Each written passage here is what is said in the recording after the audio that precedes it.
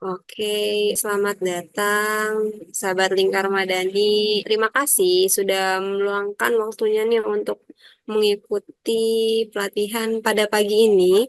Pagi ini kita melakukan pelatihan sesi kelima dengan topik menyusun SOP efektif untuk kesuksesan operasional. Tanpa berlama-lama lagi, aku serahkan kepada Mbak Ririn. Halo Mbak Ririn.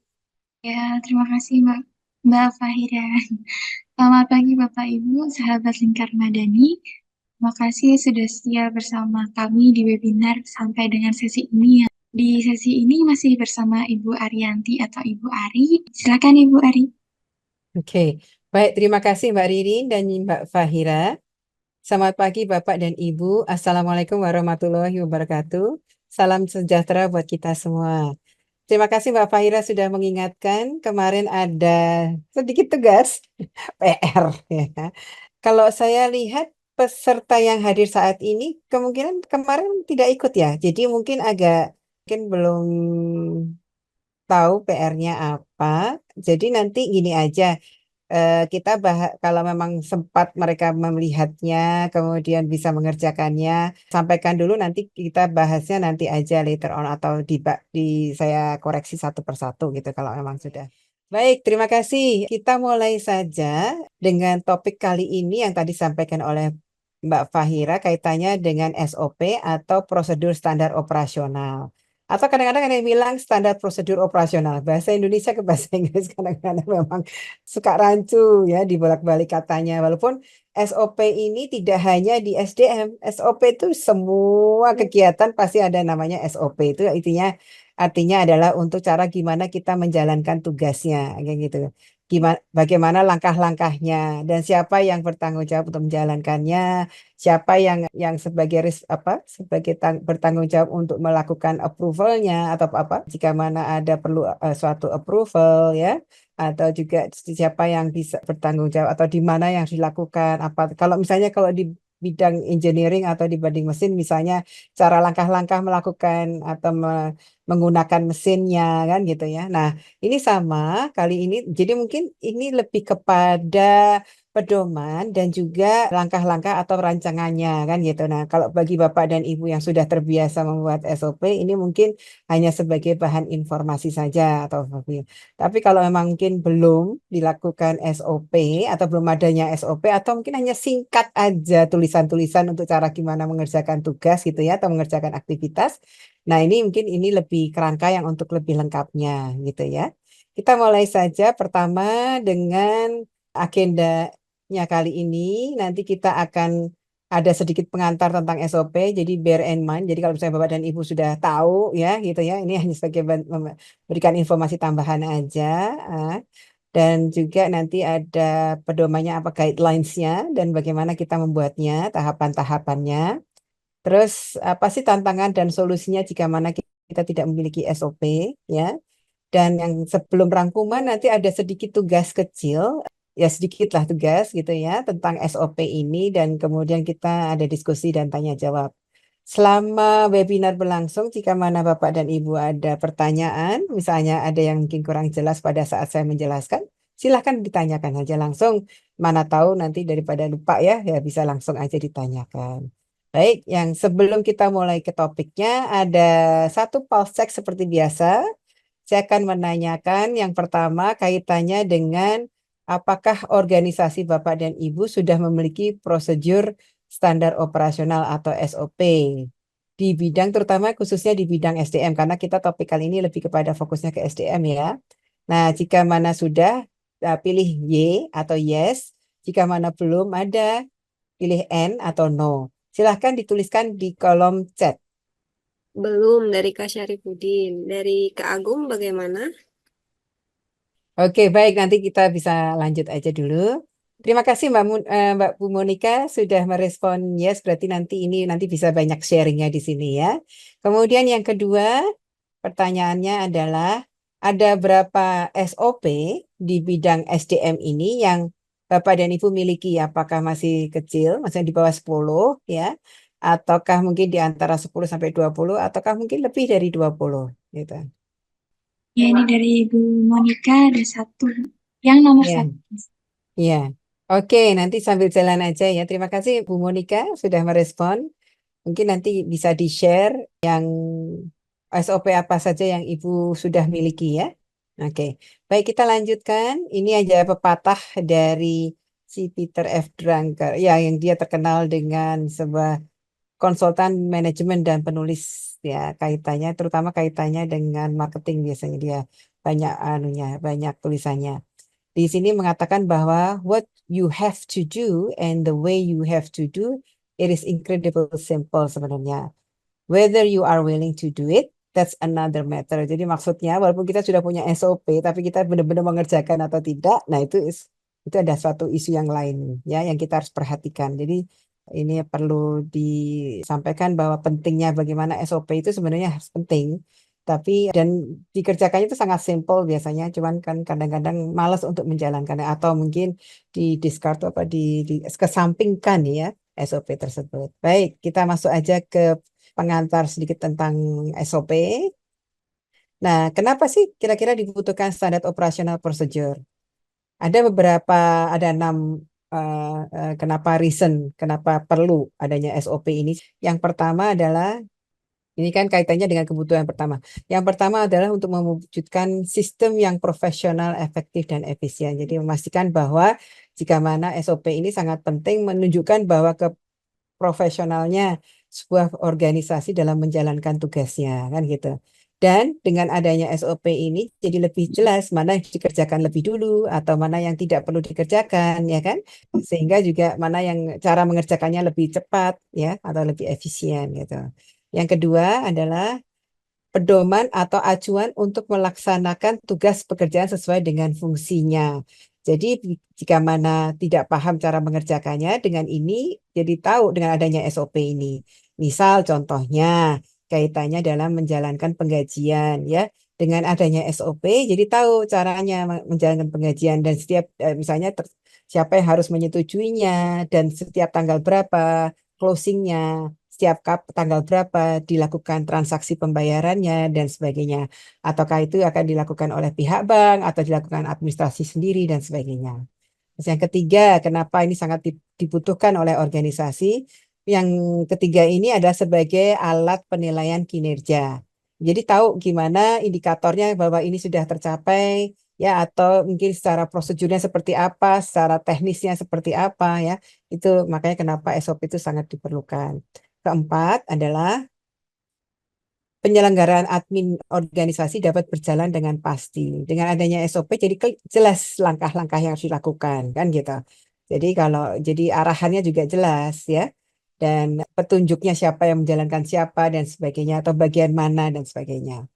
Dan kelima ini adalah bentuk penyimpangan dapat dihindari karena dengan adanya SOP jadi meminimalkan kesalahan-kesalahan yang akan terjadi ya untuk dalam melakukan aktivitasnya atau pekerjaannya tersebut. Nah, kemudian yang keenam, jadi kualitas pelayanan akan lebih profesional, cepat dan mudah. Ini jelas sekali karena nanti jika mana kita misalnya ada kesalahan atau terjadi permasalahan, misalnya ini ada maaf touch wood ya, ada karyawan atau pekerja Bapak dan Ibu ada yang terjadi kecelakaan kerja misalnya. Jadi tahu gimana bisa ditangani dengan cepat ya atau ada langkah-langkahnya siapa yang harus menghubungi siapa, apa yang harus lakukan dan sebagainya. Dan kembali lagi, ini adalah 6 langkah. Kenapa SOP itu sangat dibutuhkan oleh organisasi. Baik. Ini kaitannya dengan tujuannya SOP. Yang pertama adalah tingkat kinerjanya. Jadi menjaga konsistensi dan tingkat kinerja karyawan atau tim dalam organisasi secara optimal. Maksudnya adalah supaya cara pengerjaannya itu semua sama, ya kan, dengan yang diharapkan oleh organisasi tersebut. Jadi misalnya dalam membina masyarakat itu apa yang mereka harus lakukan, langkah-langkah apa, itu semua sama dijalankannya. Jadi supaya tingkat kinerjanya sama satu sama lain. Jadi kalau kita sudah mengikuti petunjuknya, pasti akan sama. Kemudian peran dan fungsinya. Peran di fungsinya ini jelas ya, perannya apa. Setiap posisi dalam menjalankan tugasnya untuk posisi tersebut ya atau untuk dalam organisasi tersebut. Dan berikutnya dengan adanya SOP ini tahu juga tugas dan wewenang, siapa yang bertugas untuk melakukan persetujuan atau siapa yang bertanggung jawab dalam terkait dengan kegiatan ini ya. Kemudian juga jelas juga siapa yang berhak untuk kaitannya apalagi kalau dengan kaitannya keuangan ya. Jadi biaya-biaya ini bisa disetujui oleh siapa. Keempat, kaitannya dengan kesalahan administratif. Jadi ini istilahnya intinya menghindari atau mengurangi dan juga melindungi. Kalau kita sudah mengerjakan tugasnya dengan sesuai dengan langkah-langkah yang disebutkan dalam SOP, tentunya itu akan menghindari kesalahan-kesalahan yang akan datang kan gitu atau kesalahan-kesalahan dalam melakukan tugasnya. Dan ini juga untuk melindungi baik organisasi maupun karyawan karena sudah tertera secara jelas. Nah, jika mana itu menyimpang berarti entah human error atau apa. Kalau kaitannya dengan mesin, apa kerusakan di mesinnya ya. Kemudian efisiensi. Nah, di sini juga menghindari jika mana ada kesalahan ya atau ketidaktahuan atau mungkin menjalankan yang mungkin sangat ada yang menjalankan hal yang serupa untuk menghindari itu. Jadi itu makanya kenapa disebut dengan tujuannya supaya untuk menghindari adanya kedouble pekerjaannya ya. Walaupun mungkin kalau di dalam organisasi itu kan ada di beberapa wilayah, tapi kan mereka menjalankan serupa gitu ya, bisa saja terjadi seperti itu. Tapi kan karena wilayahnya berbeda. Oke. Kemudian checklist ini untuk memastikan langkah-langkah atau tahapan-tahapan yang dikerjakan itu sudah sesuai dengan petunjuknya. Intinya itu.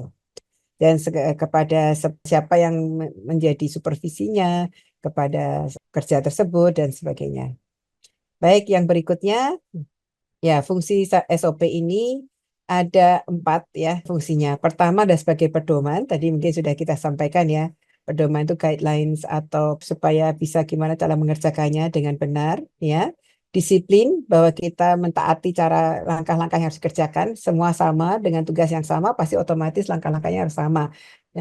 Jadi misalnya kalau dia adalah sebagai fasilitator kepada masyarakat, kaitannya dengan misalnya proyek itu dan proyek itu juga berlaku di daerah lain, maka itu akan disiplin caranya berhadapan, caranya bagaimana menerapkan proyek tersebut di wilayah yang tersebut yang dia bekerja tersebut hadapi.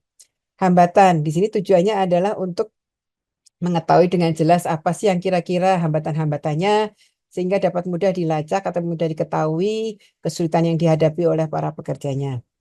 Dan dasar hukumnya ini ada sebagai guideline kaitannya dengan otomatis jika ada terjadi penyimpangan ada hukumnya apa ya gitu. Nah, ini sekarang kita membahas kaitannya dengan manfaatnya. Tadi kita sudah tahu fungsinya dan sekarang manfaatnya ya. Manfaat utama dari SOP ini ada 5. Pertama adalah konsistensi dalam menjalankan tugasnya sebagai kontrol kualitas. Kemudian yang ketiga kepatuhan. Kepatuhan itu kaitannya tadi yang dengan disiplin tadi, supaya kita sesuai dengan apa yang harus kita lakukan, sesuai standarnya sama, supaya standar across the board. Maksudnya udah dimanapun kita kerjakan itu semua sama. Ya, baik dimanapun daerahnya, kecuali kalau ada local content-nya. Ya.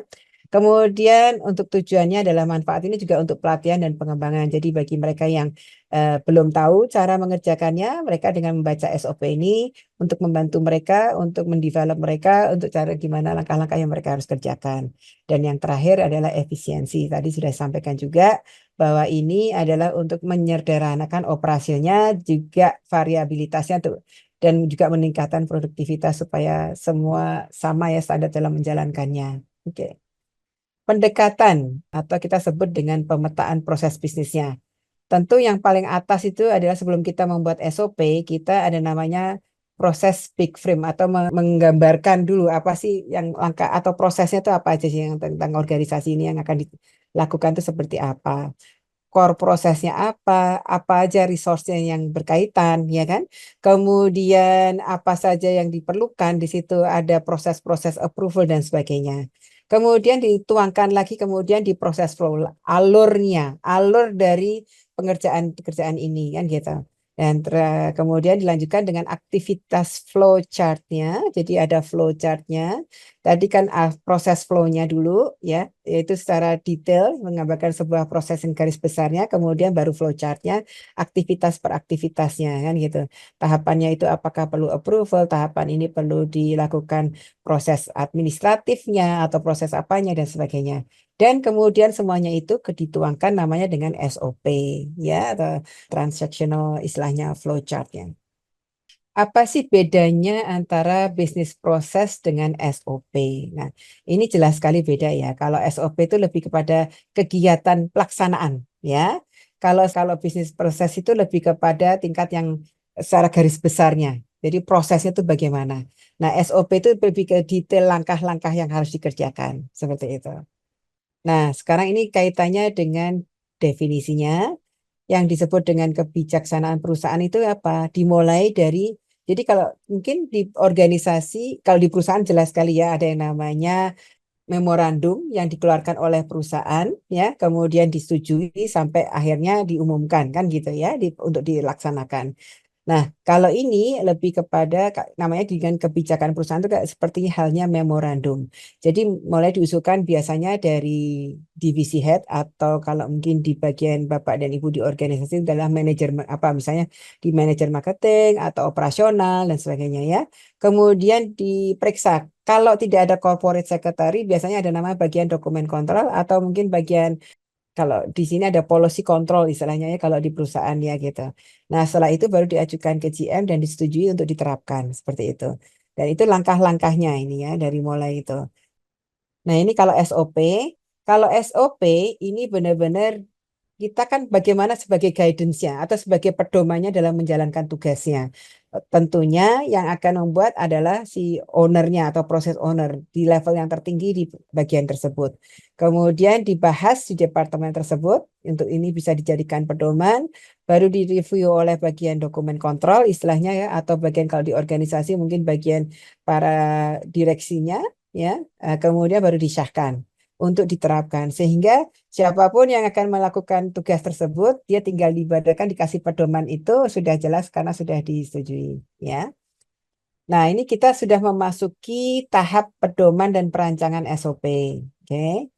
Gimana sih caranya membuatnya? Bagaimana cara membuatnya? Kita mulai dari mengidentifikasi kebutuhan dulu. Jadi pertama adalah tugas. Tugasnya itu tentang apa? Misalnya mencatat apa? Mencatat kegiatan lembur atau mengerjakan kegiatan di luar tambahan ya di waktu-waktu kerja.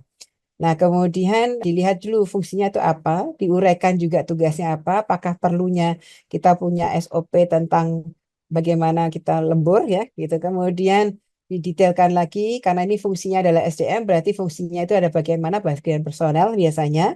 Diuraikan juga hasilnya seperti apa, aspeknya apa, dan kemudian dibuatkanlah judul SOP-nya, berarti cara mengelola lembur. Jadi misalnya di situ nanti akan dijelaskan kalau akan melakukan lembur atau proses tambahan waktu, berarti si entah itu dari si fasilitas setempat mengajukan kepada atasan supaya untuk nantinya pada saat pengajuan lembur, karena dia berhak juga untuk uang lembur, maka akan disampaikan kepada bagian personel atau admin untuk menjalankan perhitungan lemburnya yang dia harus didapatkan.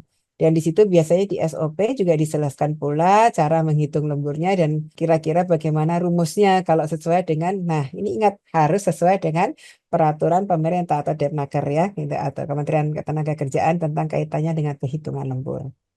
Ini adalah sebagai contoh, mungkin Bapak dan Ibu yang sudah memiliki SOP, formulirnya banyak variasinya. Ini hanya kebetulan saja suatu contohnya yang kita lakukan secara pemetaan ya, pemikiran dalam mana kita menggunakan membuat sebuah SOP kan gitu.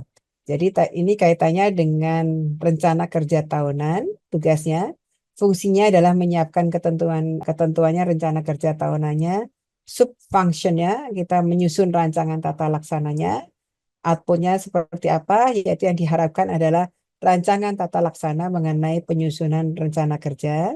Kemudian aspek apa yang akan terkait di sini adalah penyusunannya, pengkajiannya, dan penyampaiannya bagaimana, serta judul-judul apa yang terkait dengan penyusunan, pengkajian, dan penyampaiannya. Oke.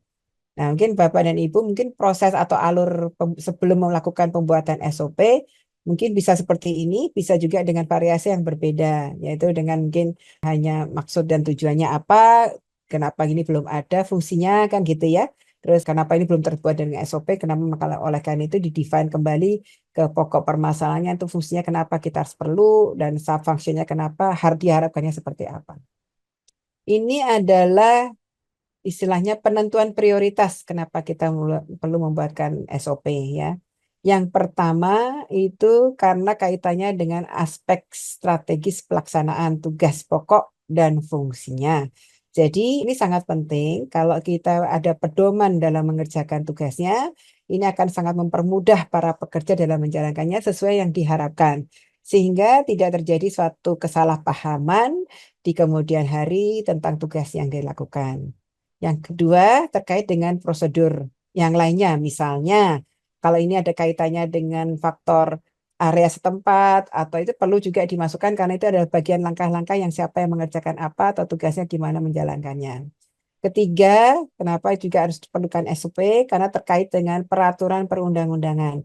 Jadi misalnya kalau ada yang berhak lembur yang seperti tadi contohnya, berarti kita pastikan bahwa cara perhitungan lembur sesuai dengan perundang-undangan. Kecuali kan di undang-undang kan tidak ada untuk yang di level staff ya ke atas biasanya kan tidak terjelaskan gitu. Nah mungkin kalau perusahaan atau organisasi yang akan memberikan misalnya pengganti transport karena sampai kerja sampai malam gitu kan untuk demi keamanan misalnya seperti itu atau menggantikan tambahan apa memberikan uang tambahan makan gitu karena sampai lembur sampai larut kan gitu jadi bisa diberikan itu. Nah, itu adalah itu yang mungkin perlu dituangkan di dalam SOP tersebut. Kemudian yang keempat, keterkaitan dengan pemenuhan kebutuhan stakeholders. Jadi misalnya seandainya para stakeholders ini stakeholders itu macam-macam ya, termasuk bisa jadi ke external stakeholders. Nah, jadi itu juga perlu dibuatkan namanya SOP, misalnya cara berkomunikasi dengan mereka atau apa yang mereka harus lakukan, misalnya contohnya engagement atau apa, bagaimana berhubungan dengan mereka, tata caranya dan sebagainya itu teratur dalam namanya SOP. Berikutnya kaitannya dengan prinsip-prinsip dasar dari SOP. Yang pertama adalah untuk kemudahan dan kejelasan. Tadi sudah dibahas, tapi akan ditekankan kembali ya.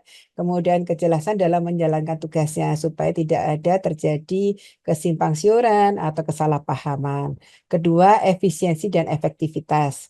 Dan di sini kaitannya dengan supaya gimana cara menjalankannya lebih cepat ya, tepat waktu dan lebih mudah karena langkah-langkah yang disampaikan secara jelas ya. Ketiga, keselarasan itu mengikuti apa yang ada di maka misalnya kalau tadi kan kaitannya mungkin kalau lembur kan harus pasti semua sama. Tapi kalau misalnya kaitannya dengan orang ya, bekerja di wilayah tersebut beda dengan wilayah A sampai B berbeda. Nah, itu perlulah nanti dilakukan suatu SOP yang tambahan atau khusus untuk wilayah tersebut kan gitu. Kemudian yang berikutnya adalah keterukuran. Jadi harus diukur. Maksudnya dalam artian kata jelas langkah-langkahnya bisa diukur dan bisa pasti bukan sesuatu yang istilahnya mengambang. Contoh misalnya kalau kaitannya dengan SDM berarti tadi ya contoh kan lembur kan gampang terukur ya kan gitu. Bagaimana dengan SOP kaitannya dengan pelatihan? Nah, itu pelatihan juga jelas misalnya kalau misalnya baru masuk dia harus melakukan namanya onboarding terukur. Jadi ada kayak check mark kalau orang baru masuk atau pekerja baru masuk sudah menjalankan onboarding belum atau pengenalan terhadap tugas, pengenalan terhadap perusahaan organisasinya, pengenalan terhadap wilayah dan sebagainya. Itu jelas sekali. Kemudian yang berikutnya adalah dinamis. Dinamis di sini maksudnya bukan baku ya. Jadi SOP ini kan buatan kita, jadi disesuaikan dengan apa yang tadi kembali lagi kebutuhannya tadi apa kan gitu. Nah, bisa jadi SOP yang sama tidak berlaku untuk wilayah yang berbeda gitu kan maksudnya kan gitu. Jadi kalau A ini ada kekhususan maka ada tambahan suplemennya untuk SOP tersebut kan gitu dan bisa berubah jika mana mungkin wilayah tersebut ada perubahan kaitannya dengan peraturan di wilayah atau peraturan pemerintah setempat dan sebagainya. Demikian juga peraturan dari ketenagakerjaan. Nah, sehingga mungkin itu namanya disebut dinamis itu kapan aja bisa diganti. Yang paling penting adalah disosialisasi. Jadi kalau ada perubahan itu pasti harus sosialisasi karena supaya mereka paham atau pekerja paham ini adalah terjadi perubahan kan gitu. Nah, yang berikutnya kaitannya berorientasi pada pengguna ya. Tadi saya sudah sampaikan bahwa mereka yang menggunakan ini ataupun apakah yang akan menerima outputnya itu ada tertuang di dalam situ. Nah, jadi seperti tadi contohnya kalau jika mana SOP yang sama belum tentu akan berlaku di wilayah yang berbeda.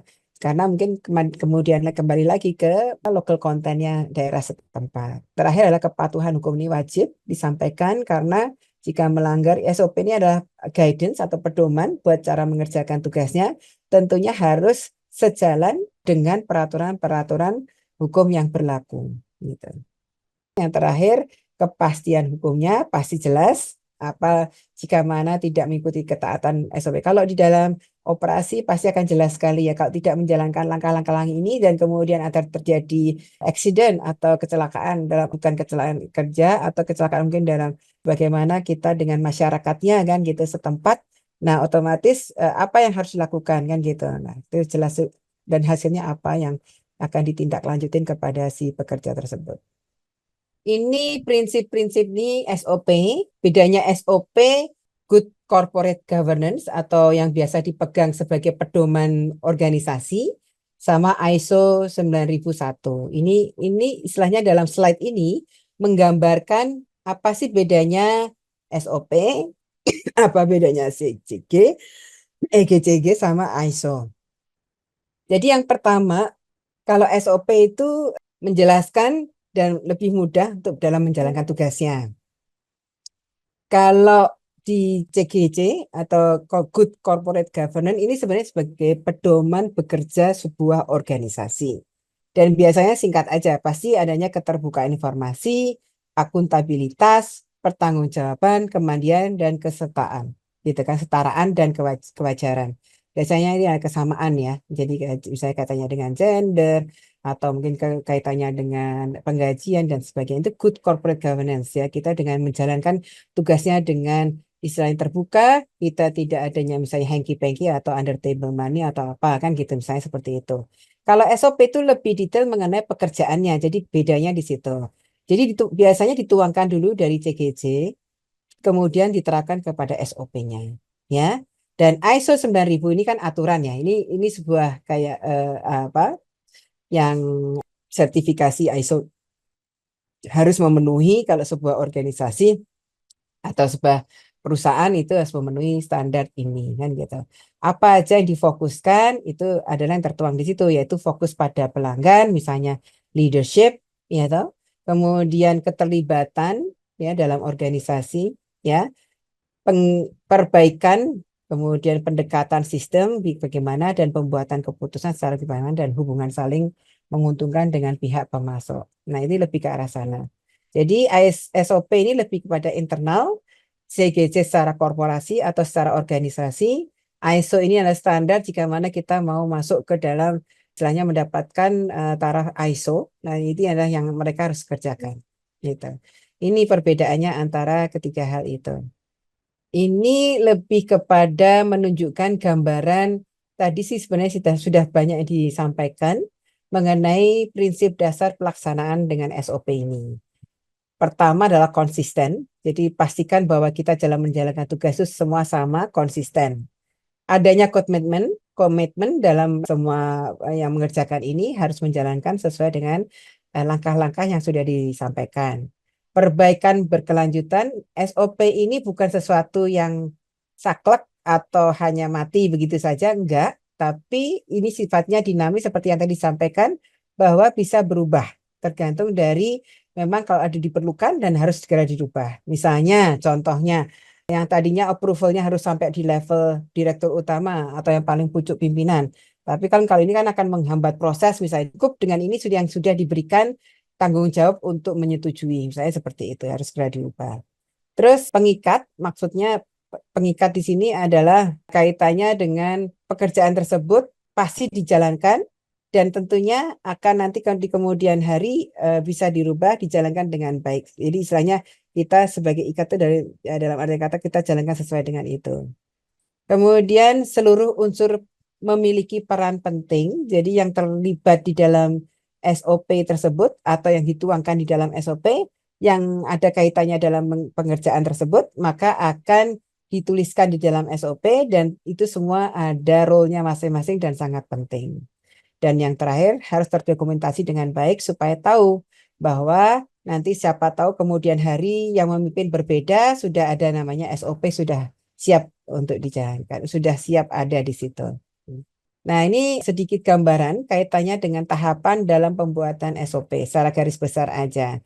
Pertama, tujuannya apa yang kita akan buat, formatnya seperti apa, inputnya hasilnya yang diharapkan seperti apa, lingkup kerjanya apa atau skopnya, kemudian akan diberikan kepada siapa saja audiensnya, terus kita tuangkan dalam bentuk dokumen. Terus kita sebelum mengimplementasi, kita akan implementasi itu termasuk juga dalam hal ini adalah sosialisasi dan kita tes ya dan kita tweak jika mana ada yang belum yang perlu diperbaiki. Jadi misalnya waktu pada saat implementasi ada sesi sosialisasi. Nah, pada sesi sosialisasi itu ada input-input dari para pekerja, misalnya prosesnya dan sebagainya atau mungkin input dari manajer dan sebagainya. Nah, nanti itu setelah kita tes, misalnya oke kita jalankan dulu, ternyata ini tidak bisa sesuai, maka kita dilakukan sedikit perubahannya, atau kita sebut dengan tweak ya. Jika mana tipe format dalam artian kata yang berkaitan dengan SOP tersebut. Ya, ada yang hierarkir, ada yang flowchart format. Flowchart ini menggambarkan proses flow-nya atau cara kerjanya. Siapa yang menyetujui, habis ini mengerjakan apa, maka bentuknya apa, dan sebagainya. Terus kemudian proses apa jika mana sudah selesai, dan titiknya. Jadi kita kalau dalam SOP ini banyak menggunakan flowchart format. Oke. Nah, ini yang perlu kita perhatikan dalam pembuatan SOP. Kriterianya adalah pertama khas dan spesifik. Jadi khusus untuk pekerjaan tersebut ya atau untuk topik tersebut atau aktivitas tersebut. Kedua, lengkap prosedurnya komplit ya dalam artian kata jelas ya, jelas padat ya, istilahnya jelas seperti yang poin yang 3 ya. Lengkap itu dalam artian kata kita setiap langkah yang kita kerjakan itu tertuang di dalam penulisan di SOP tersebut. Jelas dan mudah dipahami, istilahnya kita menggunakan bahasa yang mudah dimengerti, bukan yang akan menimbulkan pertanyaan yang ataupun interpretasi. Nah, makanya apa gunanya dengan sosialisasi? Tujuannya adalah supaya mudah apa sih yang diharapkan atau langkah-langkah yang diharapkan. Terus kemudian keempat mudah diterapkan, jadi jelas langkahnya tadi kan mudah dipahami. Kemudian applicable berarti otomatis sudah diterapkan. Biasanya kita adalah langkah ini bisa dijalankan, bukan yang direkayasa atau bukan yang aneh-aneh kan gitu. Memang benar seperti itu. Terus dapat dikontrol, maksudnya bisa dimonitor, ya, bisa diaudit, ya, apakah benar nggak jalannya kan gitu, pelaksanaannya, prosesnya dan sebagainya. Dan seperti tadi fleksibel atau dynamic itu bisa diubah jika mana sangat diperlukan atau kita sebut tadi adalah tweak kan waktu saat kita mengevaluasi kita bisa mentweaknya gitu. Ini kita akan slowly satu persatu karena ini nanti tugas akhir dari ini adalah Bapak dan Ibu akan menggunakan dengan penyusunan atau teknik penyusunan SOP seperti ini. Nah, tadi kan urutannya kan sudah ya di depan tadi ada goal atau tujuannya kan gitu. Nah, sekarang di sini tujuannya adalah akan digambarkan dengan menjelaskan tentang tujuan dibuatnya SOP secara spesifik. Jadi kita ingin membuat SOP ini untuk apa? Jelas sekali disampaikan di situ. Nah, penulisannya diawali dengan kata kerja berawalan biasanya, ya kan? Jadi contohnya mengatur pelaksanaan penerimaan barang di gudang agar semua barang yang disimpan di gudang tercatat secara benar di dalam sistem persediaan. Terpenuhnya standar pemberian label pada produk dan mempercepat proses pendeteksian lokasi penyimpanan setiap barang di dalam gudang. Jadi di situ nanti pelabelan dalam sebuah barang sudah menunjukkan bahwa ada kode misalnya untuk disimpan di wilayah gudang, misalnya lantai berapa atau di kolom berapa dan sebagainya. Kalau hanya wilayah kerjaan kecil, SOP-nya itu berarti kan misalnya kalau ini kan kaitannya gudang pabrik biasanya ya atau di perkantoran. Tapi kalau misalnya organisasi mungkin kaitannya kalau contohnya kalau tadi misalnya sistem penggajian misalnya kan gitu. Berarti di sini pengaturan cara bagaimana cara memanage atau mengatur penggajian kan gitu ya. Nah, penggajian itu misalnya setiap dilakukan closing atau penutupan semua pengumpulan data sudah diterima paling lambat tanggal 22 misalnya seperti itu. Kemudian melakukan proses penggajian, setelah itu istilahnya dilakukan administratifnya. Nah, setelah itu melakukan transaksi pembayaran, kan gitu istilahnya untuk melakukan transaksi pembayarannya atau ditransfernya per kapan gitu, tanggalnya. Itu kaitannya dengan tujuan SOP penggajian. Yang kedua adalah ruang lingkup. Skopnya itu siapa? Menjelaskan tentang batasan penerapan SOP ini, ya. Penulisan diawali SOP ini mencakup wilayah apa saja, ya. Misalnya, ini kan kaitannya dengan penggajian, berarti SOP ini mencakup misalnya dari mulai memproses, ya, kemudian melakukan administrasi pengecekan, ya, kemudian melakukan transaksi transfer. Berarti wilayahnya siapa aja yang akan terkait. Misalnya selain SDM, itu bagian finance atau keuangan, siapa lagi misalnya bagian yang menyetujui, tidak hanya bagian SDM atau bidang mungkin direksi operasional, atau mungkin sampai di level chiefnya atau direkturnya kalau di organisasi. Misalnya seperti itu. Nah, teknik yang ketiga ini kaitannya dengan referensi. Setiap SOP itu pasti terdokumentasi. Dan terdokumentasi ini perlu adanya nomor ya, nomor, contoh nomor. Ini supaya untuk jelas bahwa SOP ini dibuat kapan, oleh siapa, itu ada kode-kodenya. Dan sebenarnya di sini harusnya ditambahkan dengan tahun ya. Jadi biar tahu nantinya kalau jika mana terjadi ada perubahan, akan menunjukkan SOP ini sudah berlaku berapa lama kan gitu, dan ada terjadi perubahan di tahun berapa kan kita jelas sekali di sini. Kalau yang keempat, teknik penyusunan SOP yang keempat berikutnya, ini kaitannya dengan bagan alurnya. Tadi kan sudah dilihat kan flowchartnya tadi contohnya, ini simbol-simbolnya arti dari setiap simbol di flowchart ya. Dan biasanya yang melakukan kompilasi datanya itu siapa kan gitu. Ini contohnya tunjuknya misalnya. Ya, ini. Ini nanti sebagai pedoman Bapak dan Ibu. Kalau bagi Bapak dan Ibu yang belum memiliki SOP, ini sangat membantu. Tapi kalau mungkin Bapak dan Ibu yang sudah memiliki, lah, apakah sudah menggunakan flowchart atau belum? Kalau belum, ini juga sangat membantu dalam membuatkan flowchartnya atau alur proses kerjanya. Yang berikutnya masih tetap kaitannya dengan bagan alur. Nah, di sini lebih kepada menunjukkan bahwa kalau terjadinya ada perlu dokumentasi, itu bentuknya seperti yang tercontoh itu, yaitu harus lengkap berapa. Jadi akan dituliskan di dalam bentuk simbolnya, yaitu misalnya kaitannya dengan invoice, ini kan kebetulan kaitannya dengan invoice, maka akan dituliskan invoice. Tapi kalau misalnya contohnya pengajuan cuti misalnya kan gitu, kalau untuk di SDM ya kan, kemudian itu berarti harus menggunakan rangkap atau approval berapa orang kan gitu. Atasan langsung cukup ataukah sampai kemana? Biasanya SDM itu hanya sebagai pemberitahuan. Nah, gimana kalau di pekerja tersebut masih di bawah satu grup, misalnya administrasi dan keuangan, misalnya seperti itu. Nah, kemudian siapa aja yang perlu approve sama aja. Yang penting adalah posisi kita sebutnya.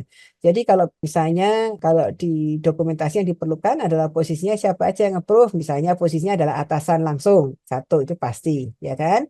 Kemudian kalau dia akan berkaitan dengan yang banyak orang, berarti adakah perlu misalnya yang dotted line-nya dia, misalnya yang sebagai atau apa atasan yang ini, terus apa titik-titik kasarnya kan gitu. Misalnya dia ditempatkan di wilayah atau area yang berbeda dengan atasan misalnya kan gitu.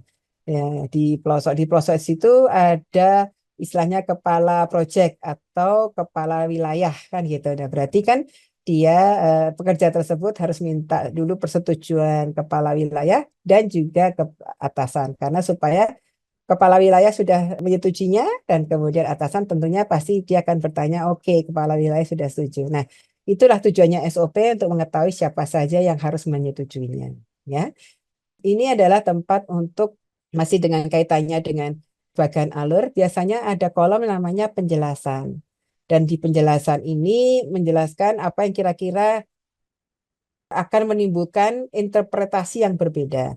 Walaupun nanti sudah disosialisasi, tetap harus dijelaskan di sini karena siapapun nanti yang akan membaca SOP ini sudah jelas kan pada saat yang pekerja baru gitu ya membaca SOP juga sudah tahu oh ini langkah-langkahnya kenapa harus begini kenapa harus begitu dan sebagainya. Jadi nanti jelas di situnya kan gitu. Ini kebetulan contohnya kaitannya warehouse ya. Jadi ini kaitannya dengan pengesahan di SOP sebelum itu berlaku untuk disosialisasi. ini harus ada persetujuan terlebih dahulu. Seperti tadi ada alurnya kan, tadi sudah Bapak dan Ibu lihat kan tadi di slide berapa itu tadi yang kaitannya dengan alur proses pembuatan SOP. Nah, ini yang dokumen SOP ini sebelum dilakukan sosialisasi kepada para pekerja yang terkait, ini harus disetujuin dulu. Oke. Tergantung dari skopnya. Biasanya kalau SDM atau dalam satu grup dengan wilayah accounting atau finance itu dan admin, maka biasanya dia lapornya adalah ke atasannya langsung, atasan yang berikutnya yaitu mungkin chief director atau director apa yang disebut dengan organisasi di tempat Bapak dan Ibu bekerja. Nah, ini hanya sebuah contoh kaitannya dengan alur proses kerja untuk performance appraisal. Itu satu kegiatan atau aktivitas atau satu kerjaan, yaitu di bawah namanya performance management yang kita sebut dengan penilaian kerja, kinerja. Jadi ini prosesnya dan di sebelah sana ada keterangan atau penjelasan itu sama ya. Jadi itu menjelaskan langkah apa saja yang dilakukan pada saat step tersebut dan gitu. Kalau mungkin terlalu kecil ya Bapak dan Ibu ya gambarnya karena kita mencoba untuk mengcapture semuanya jadi satu. Ini contoh yang berikutnya. Nah, ini juga contoh simple alur kerjanya atau flowchartnya. Kemudian dokumen apa saja yang terkait. Nah, yang sebelah kanan yang biru itu, yang bukan yang hijau ya, itu kan alur yang hijau. Kalau yang biru ini lebih kepada menunjukkan form-formnya. Jadi kalau Bapak dan Ibu perhatikan yang di contoh yang hijau, yang di kolom dokumen yang dibutuhkan, itu dituangkan di dalam form yang warna biru ini. Jadi form apa saja yang diperlukan. Jadi di SOP ini jangan lupa kalau ada terkait dengan dokumentasi formulir atau apa gitu ya, atau mungkin bentuk pelaporan, nah itu harus ditunjukkan, harus diikut sertakan sehingga yang berikutnya siapapun yang mengerjakannya dengan membaca SOP ini sudah jelas sekali apa yang harus dilakukannya. Ada pertanyaan sebelum kita melakukan aktivitas? Ada sedikit. Nah, Selamat sekarang siang Ibu. selamat siang Ya, Ibu. Mohon maaf nih Bu, karena yang kemarin kami tidak mengikuti nih. Nggak apa-apa Bu. Pertanyaan yang mungkin sangat mendasar. Apa perbedaan peraturan organisasi dengan SOP? Kalau SOP tadi ini kan yang lebih detail ya, secara teknik. Nah, itu tadi waktu pertanyaan Ibu tentang ini, yang saya maksud sebetulnya mungkin yang kami punya peraturan, itu pun yang dalam arti kami coba bikin melalui copy paste, jadi juga kami belum yakin nih. Dan juga memang ini juga belum disahkan, jadi masih sangat awal sekali. Tapi itu Bu, jadi pertanyaan mendasar, ada peraturan, perbedaannya yang ini dengan SOP itu seperti apa Bu? Ya, sangat bagus sekali. Peraturan itu pasti banyaknya undang-undang di dalam itu, Bu. Ya, undang-undang itu keterkaitan bisa juga kaitannya dengan hukum atau undang-undang yang dikeluarkan melalui memorandum. Ya, kalau coba masuk ke slide sebentar. Nah, tadi kan ini kan menunjukkan perbedaan antara SOP, CGC, GCG itu artinya Good Corporate Governance, itu artinya yang dilakukan atau sebagai guidance sebuah perusahaan atau organisasi menjalankan aktivitasnya. Jadi yang Ibu maksud dengan peraturan itu yang GCG ini. Oke, kalau organisasi Ibu sudah memasuki ISO, otomatis harus mengikuti yang model ISO. Gitu. Nah, yang dituang kayak misalnya di PP, peraturan perusahaan, itu harus mengikuti tentunya banyak berkaitan atau mengacu kepada peraturan pemerintah, yaitu mungkin dengan Undang-Undang Nomor 13 ataupun undang-undang yang terbaru, ya.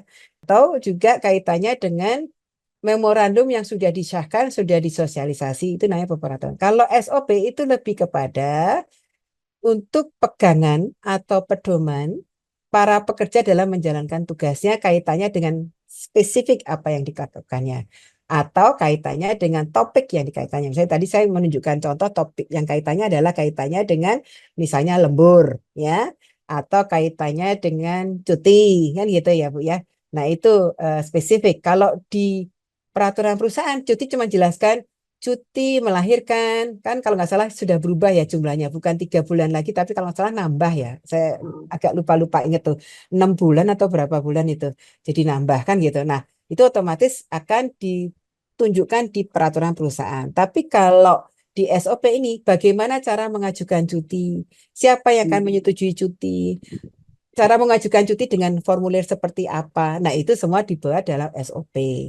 Kalau CGC atau istilahnya peraturan perusahaan, GCG, sorry, itu lebih kepada biasa sesuai dengan undang-undang. Misalnya gini, setiap pekerja setelah 12 bulan bekerja akan mendapatkan 12 hari kerja, misalnya seperti itu. Atau mendapatkan berapa? Nah, berapanya itu kan biasanya tambahan dari perusahaan ya, kan gitu. Kemudian selain cuti itu apa saja kan gitu. Jika mana meninggalkan perusahaan dalam waktu sekian dianggap dipotong cuti dan sebagainya. Itu lebih ke peraturan secara garis besar, Bu. Hmm, Itu mungkin sudah Bu Monika ya yang bertanya Iya, ya. betul. Nah, jadi kira-kira sudah jelas Bu perbedaan antara SOP dengan peraturan perusahaan. Iya, sebentar. Nah, yang lalu kan di sesi saya sempat ikut satu sesi yang Ibu sampaikan, Mm-mm. employee handbook. Nah, itu Ya, employee handbook berarti berbeda lagi kamu dari dibanding ya, SOP tadi sangat teknis ya. Kemudian ya. peraturan itu mengacu pada peraturan pemerintah yang harus kita turuti. Nah, Ataupun kalau setempat. employee handbook itu yang mana lagi, Bu? Employee handbook itu sebenarnya kalau Ibu belum punya peraturan perusahaan, biasanya organisasi atau perusahaan membuat namanya employee handbook. Employee handbook ini aturan mudahnya sebagai pedoman saja sebagai karyawan. Misalnya begini, kadang-kadang juga muncul sih sedikit tentang kata-kata SOP, tapi tidak jelas runtutannya, tidak terlalu digambarkan di employee handbook. Jadi hanya mengatakan bahwa hak cuti saya sekian hari, walaupun di peraturan perusahaan ada. Jadi biasanya kalau sudah ada peraturan perusahaan, biasanya employee handbook tidak ada. Kalau employee handbook cukup disahkan di dalam perusahaan atau organisasi. Kalau PP, peraturan perusahaan itu biasanya disahkan dengan menaker, disnaker setempat. Sekarang harus pakai sampai ke menaker nggak ya? Saya nggak, mungkin perlu dicek lagi itu.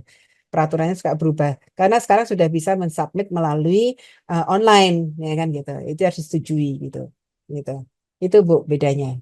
Dan kalau itu eh, mungkin tidak perlu secara detail mengacu kepada Permen Undang-Undang nomor 13 misalnya. Biasanya tidak terlalu detail seperti itu di Employee Handbook.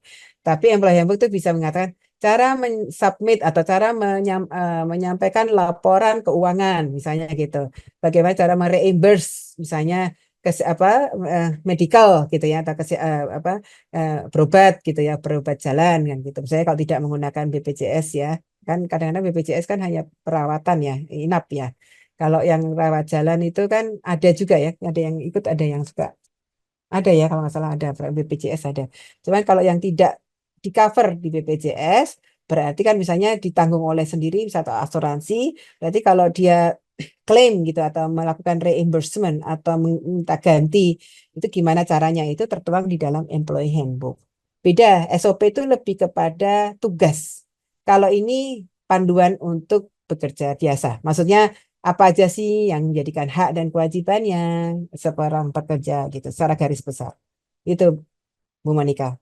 Baik, baik, mulai ada gambaran berarti peraturan perusahaan atau peraturan organisasi itu yang mungkin paling tinggi ya.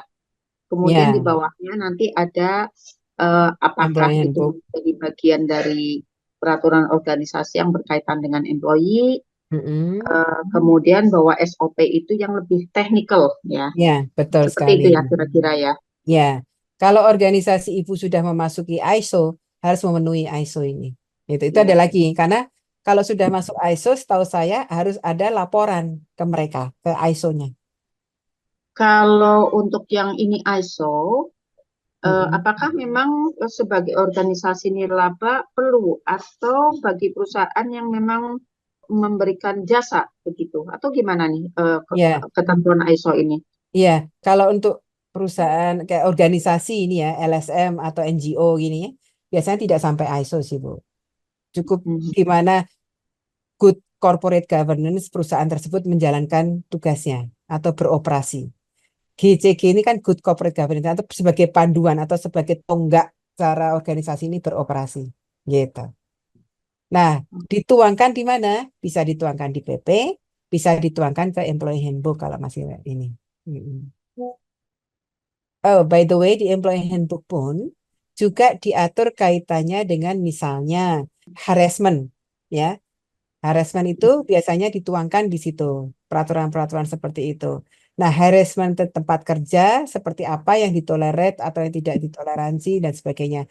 Atau cara pelaporan jika mana terjadi harassment dan sebagainya. SOP tidak mengatur itu biasanya, jarang yang mengatur secara detail mengenai harassment, tapi lebih kepada SOP tentang industrial, misalnya pelaporan dalam kaitannya apapun, kan gitu. Nah, itu bisa dituangkan di situ secara detailnya seperti itu. Jadi tidak aktivitas gaya kerja, tapi aturan yang lebih detail lagi langkah-langkahnya seperti apa. Tapi secara garis besar dituangkan di Employee Handbook. Baik, terima kasih Ibu. Sama-sama.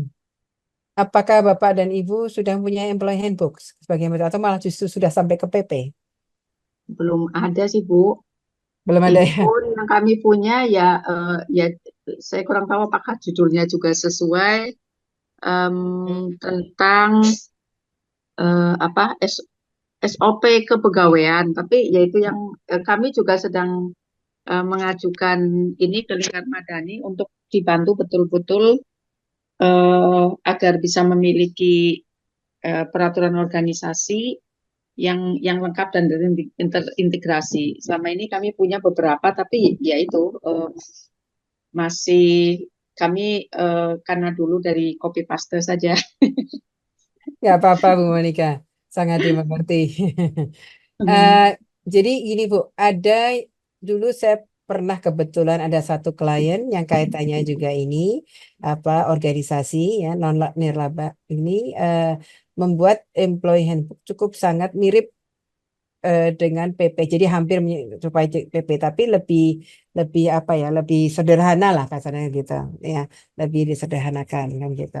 Dan cukup jelas sekali apa aja yang berat, termasuk di dalamnya jika mana pekerja tersebut dipindah tugaskan, apa aja hak dan kewajiban si pekerja tersebut. Itu misalnya dibayarin oleh perusahaan dalam hal misalnya tiket pesawatnya gitu, terus berapa kali bisa berkunjung keluarga, terus berapa kali dia berapa besar barang yang bisa dia bawa dan sebagainya. Karena kan merupakan pindah ya, pindah area atau wilayah, apalagi yang kalau wilayahnya itu di luar pulau di mana pusat dari organisasi tersebut berada kan gitu. Jadi ada cukup didetailkan di namanya Employee Handbook itu. Jadi panduan. Jadi kalau misalnya ada apa-apa, pekerja baru bisa langsung itu istilahnya kayak untuk pada saat dia onboarding ya, atau orientasi kerja kan gitu ya. Nah itu datang itu langsung dikasihkan ini sebagai pedomannya dia gitu untuk supaya apa aja yang bisa dibolehkan atau tidak. Kalau SOP itu kan lebih detail teknikalnya kan gitu. Kalau PP itu organisasi yang tidak memiliki union ya atau labor union. Kalau sudah memiliki labor union, namanya disebut dengan PKB, bukan PP lagi. PKB itu karena dibuatnya bersamaan dengan perwakilan dari para labor union tersebut atau serikat pekerja ya, bilangnya. Maaf, yang tidak punya serikat pekerja itu namanya peraturan perusahaan atau peraturan organisasi. Peraturan perusahaan. Itu kan nama istilahnya ya mungkin ada yang menggunakan peraturan organisasi, tapi peraturan perusahaan, Bu. Ya, istilahnya perusahaannya diganti nama organisasi. Karena ibu bukan perusahaan kan, jadi misalnya organisasi ya bisa aja. Iya, betul. Iya, iya, iya. Nah, ini sekarang kita akan melakukan suatu latihan. Nah, tantangan dan solusi. Apa sih jika mana ada misalnya yang resisten? Ya, tantangan itu biasanya kalau dia tidak mau menjalankan sesuai dengan peraturan yang berlaku atau SOP tadi itu. Nah, ini apa yang dilakukan? Berarti pada saat ini jangan lupa dilakukan namanya sosialisasi, libatkan karyawan di awal. Jika mana tadi ingat nggak ada yang namanya sosialisasi, kemudian terus kemudian ada tes dan tweak, ya kan, gitu proses tahapannya. Jadi disinilah biasanya ada tantangan di mana karyawan tersebut akan cenderung tidak mengikuti, misalnya tidak ada kendala lah kan gitu, misalnya dia tidak mau terima dengan peraturan yang disediakan. Yang kedua adalah pasti harus selalu dilakukan pengevaluasian atau diperbarui mungkin bisa dilakukan setiap 3 bulan atau 6 bulan. Kalau itu sifatnya akan konsisten terus ada, ya berarti dilakukanlah setiap 6 bulan atau setahun bisa direview kembali kan gitu. Kemudian bagaimana cara mengatasi misalnya tantangan jika untuk memastikan bahwa yang pekerja tersebut patuh, ya, maka dilakukan namanya audit rutin. Audit rutin ini cukup dalam waktu 6 bulan ataupun paling cepat 6 bulan, karena kan biar memastikan bahwa berjalan ya dengan semestinya kan gitu. Nanti kalau jika mana diketahui ada penyimpangan, penyimpangan itu bukan karena pekerja, tapi karena mungkin dalam penulisan SOP itu ada yang tidak pas gitu ya, misalnya seperti itu. Nah, maka segeralah dilakukan perubahan gitu. Berikutnya, nah ini dia latihannya. Silakan Bu.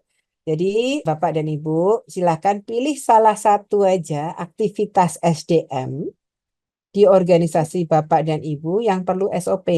Nah, ini pas banget nih bagi Bapak yang Ibu dan belum punya SOP kan gitu. Tapi kalau seperti Bu Monika tadi kan bilang sudah ada ya Bu Monika ya. Nah, coba contoh buat ambil satu topik apa yang kaitannya dengan sumber daya manusia, tuangkan dalam bentuk format teknik penyusunan SOP. 1 sampai dengan 3 aja. Coba Mbak Ririn, coba di flashback teknik penyusunan SOP tadi. Yang satu adalah tujuannya, kemudian yang kedua adalah ruang lingkupnya, dan ketiga adalah referensinya. Jadi tolong pilih salah satu aja, tidak usah banyak. Kalau Ibu Monika mungkin kalau sudah ada, mau ditambah apa, SOP yang belum ada mau dituangkan ke dalam SOP. SOP ketenaga kerjaan itu maksudnya apa, Bu? Kami sudah memiliki SOP yang mengatur terkait dengan seluruh ketenaga kerjaan dari mulai proses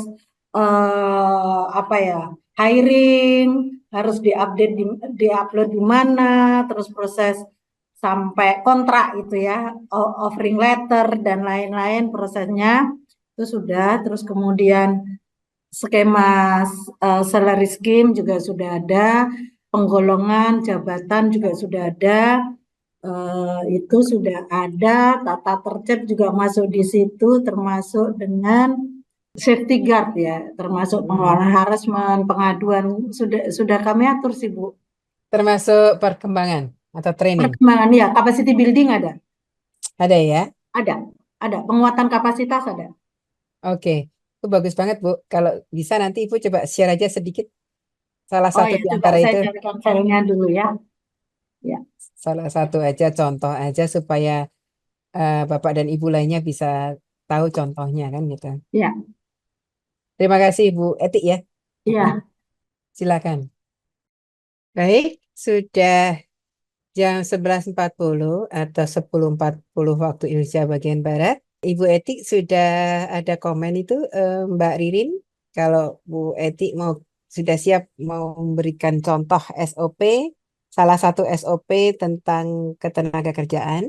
Bu Etik sudah siap kah? Atau mau di-share? Sudah Mbak. Saya Oke. ini aja ya, saya Share aja. Lebih kepada employee handbook atau PP ya Bu ya? organisasi yayasan. Ini sebenarnya ternyata judulnya itu, sebentar saya ini, judulnya itu peraturan kerja Bu. Ini kami secara periodik setiap 2 tahun sekali kami review. Ya. Bersama teman-teman semuanya, nanti apa yang menjadi concern-nya. Ini di halaman pertama tentu nomor pengesahan, menimbang, mengingat, memperhatikan, menetapkan. Kemudian ini daftar isinya yang sudah kami atur dalam SOP ini, ketentuan umum, maksud, tujuan, ruang lingkup, terus kemudian hak dan kewajiban karyawan, organisasi, ini ada tata tertib dan waktu kerja, rahasia organisasi, kode etik organisasi, penerimaan karyawan dan penempatan kerja, karena kami ada wilayah kerja di 6 wilayah, jadinya harus kami atur juga di sini. Perencanaan dan persyaratan, ketentuan penempatan karyawan, fasilitas kantor apa yang diberikan, kemudian penilaian kinerja dan pengembangan karyawan, tadi termasuk di sini capacity building, di sini untuk kesempatan berkarir dan peningkatan kapasitas untuk teman-teman yang memang memiliki kinerja bagus dan potensi, maka kita coba ini bisa penguatan kapasitas, bisa berbayar ataupun yang tidak berbayar. Yang penting sesuai dengan relevan dengan pekerjaan atau posisi yang dia yang dia emban. Kemudian terkait pengupahan dan kompensasi, di sini sistem pengupahan dan skala upah, waktu pembayaran, tunjangan hari raya, uang kompensasi, relokasi, karena seandainya ada yang kaitannya dengan biaya relokasi, ada pemindahan ke wilayah lain, ada dana solidaritas, kenaikan upah, pajak penghasilan, kemudian perjalanan dinas dan penugasan sementara, jaminan sosial dan perlindungan kesehatan, ini jaminan sosial ketenagakerjaan, BPJS, kesehatan dengan asuransi swasta, kami juga melengkapi itu. Kemudian yang aturan menyangkut izin, berhalangan, istirahat, cuti, ini juga ada banyak jenisnya. Jenis izin tidak masuk kerja karena berhalangan, tidak masuk kerja karena melakukan kegiatan di luar pekerjaan, tidak masuk kerja karena menjalankan hak waktu istirahat, cuti tahunan, cuti melahirkan dan keguguran, cuti di luar tanggungan, tidak hadiran tanpa izin. Nah, ini terkait pelanggaran dan disiplin kerja juga kami atur, serta pemberian sanksi, peraturan disiplin, kategori pelanggaran, sanksi dan tahapannya tentu saja teguran, surat peringatan, skorsing, pemutusan hubungan kerja, pelanggaran-pelanggaran lainnya, dan pelaporan. Terus berakhirnya perjanjian kerja, keselamatan dan keamanan kerja, karena kami kerja di wilayah yang beberapa itu di remote area, maka kami juga harus memastikan, misalnya kalau naik kapal harus pakai life jacket, di daerah-daerah terpencil semua harus dipastikan untuk membawa telepon ini, apa ya namanya ya, lupa saya. Genggam atau walkie-talkie? Telepon untuk telepon satelit, Bu. Oh, telepon satelit. Ya, Nggak bisa, semacam. biasanya nggak bisa pakai handphone biasa, maka harus pakai satelit. Terus kemudian penutup sosialisasi peraturan kerja. Ini setiap ini kita diskusikan 2 tahun sekali, kemudian setelah final kita sosialisasikan. Itu, Bu. Oke, ini contoh yang bagus sekali Bu Eti. Ini lebih kepada PP ya, peraturan perusahaan atau peraturan organisasi atau kita sebut peraturan pekerja. Nah, kalau SOP Ibu sudah punya kah? Oh, ini aja kami ini. Oh, oke. Karena Berarti, jadi misalnya contoh nih Bu, minta tolong Bu. Coba Ibu ke daftar isi tadi. Coba Ibu buka salah satu misalnya tentang cuti tahunan. cuti tahunan. Oh, ini ya. Ya, Halaman 22 ya. tinggal Ya. diklik aja halamannya 22. Iya. Oh, nggak link ya? Nggak Enggak. nge-link ya? Oh, oke. Cuti tahunan ini, Bu. Nah, kalau SOP, cuti Mm-mm. tahunan ini ditambahkan dengan alur prosesnya. Pengajuan cuti itu melalui siapa yang akan siapa yang akan menyetujuinya, terus menggunakan formulir apa. Nah, itu SOP, Bu. Jadi Ini lebih detail. kami hanya kami jabarkan aja nih. Nah, Maunya cuti diajukan atasan paling lambat 3 hari, pengambilan hak cuti ya, turut-turut, bagus. maksimum hari cuti dapat yang itu Ya, ada. Kalau formnya ya. ada di lampiran, format-format ada di lampiran. Oh ya, jadi kalau yang namanya disebut dengan SOP itu penjabaran lebih detail pelaksanaan tentang cuti tahunan, misalnya gitu. Jadi seperti tadi contohnya ada flow-nya juga, alur prosesnya kan gitu ya. Kemudian, jadi contohnya tadi misalnya alur prosesnya, kemudian siapa yang menyetujuinya itu tertuang kembali di situ. Jadi nanti kolom-kolomnya itu tadi yang seperti yang saya tunjukkan tadi contohnya itu. Nah, itu dijelaskan kan gitu. Terus termasuk formulirnya seperti apa di situ kan gitu. Jadi clear di situ. Ini bagus sekali. Ibu sudah berarti kan Ibu sudah memiliki peraturan perusahaan atau peraturan organisasi atau peraturan pekerja kan gitu istilahnya kan gitu ya. Nah, ini yang tadi kalau di dalam 3 kolom tadi itu ada ini merupakan good corporate governance bahwa sudah mempunyai PP. Nah, kalau yang SOP itu lebih kepada pelaksanaan lebih mendetail, lebih detail lagi, lebih istilahnya tahap per tahap, alur prosesnya. Jadi kalau menggunakan alur flow-nya itu yang digambarkan ada segitiga, ada jenjang gitu kan, misalnya kotak jenjang itu kan, atau bentuknya form itu ya kan. Nah itu nanti digambarkan di situ. Itu tujuannya SOP seperti itu. Jadi kalau masing-masing bab, misalnya kayak ini pasal ini ya, itu harus struktur ininya ya. Tidak Biasanya selalu, sama saya tidak, kerja karena melakukan ini dia kemana aja nih gitu ya. ya, tidak Alurnya selalu. dibuat masing-masing dibuat alurnya. Ya, sebenarnya tidak setiap yang ada di PP itu harus dibuatkan SOP, tidak gitu lah. Tapi yang dianggap memang penting sekali yang harus untuk sebagai pedoman yang supaya kalau setiap pekerja atau setiap orang pun siapapun levelnya itu tahu cara mengerjakannya, begitu Bu. Heeh. Oke, Karena oke, oke. supaya standar dimanapun berada, supaya tidak ada kesalahpahaman, kan Hmm. gitu ya, supaya jelas aja Bu, istilahnya gitu. Makanya dibuatkan namanya alur, supaya jelasnya kan begitu, alur proses atau bagian alurnya tadi itu. Heeh. Ini sudah bagus, berarti Ibu sudah menuangkan good corporate governance Ibu ke dalam bentuk PP kan gitu. Hmm. Oke, Mm-mm. makasih masukannya Bu Ari. Sama-sama. Siapa yang mau share lagi? Kan Bapak Ibu ada yang mau Tadi Mbak Monica atau menampilkan? siapa tadi yang sudah punya SOP?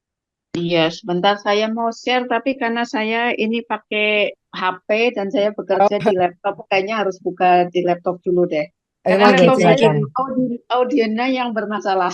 Coba Ah, saya oke, sebentar saya ini gitu. silakan Bu. Baik, Bapak dan Ibu, ini contoh simple ya, maksudnya sangat biasa kan kalau kita mengajukan izin lembur. Jadi tadi kan ada langkah pertama atau tahapan teknik proses pembuatan, ada tujuannya. Kenapa adanya SOP? Jadi nama SOP-nya adalah izin lembur kerja. Jadi kalau tadi di Bu Eti kan ada ya tentang proses lembur ya, ada izin lembur ya Bu ya, ada lembur kan gitu, lembur kerja. Nah itu tujuannya apa? Kita buatkan SOP supaya jelas siapa aja yang boleh melakukan, walaupun mungkin di tempatnya peraturan perusahaan atau organisasi itu sudah tertuangkan. Nah di sini dijelaskan lagi. Jadi apa aja ya sih yang misalnya perizinan karyawan untuk melakukan lembur kerja dilakukan untuk memastikan izin lembur digunakan secara tepat, produktif, mengacu kepada kepentingan finansial yang optimal bagi perusahaan. Jadi ini tuangkan lagi di sini. Terus panduan kebijakannya seperti apa? Ya. Nah, ini di sini saya gambarkan mengenai proses permintaan izin lembur didasarkan pada kebutuhan kerja, kan gitu misalnya gitu ya. Yang memang amat mendesak dan perlu dilakukan itu panduannya, kan gitu.